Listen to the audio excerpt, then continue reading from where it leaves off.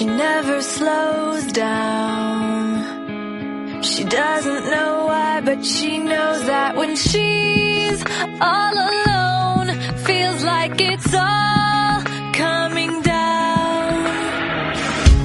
She won't turn around.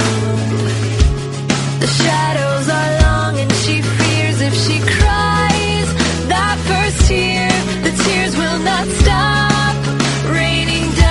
So stand in the rain, stand your ground, stand up when it's all crashing down. You stand through the pain, you won't drown, and one day what's lost can be found. You stand in the rain.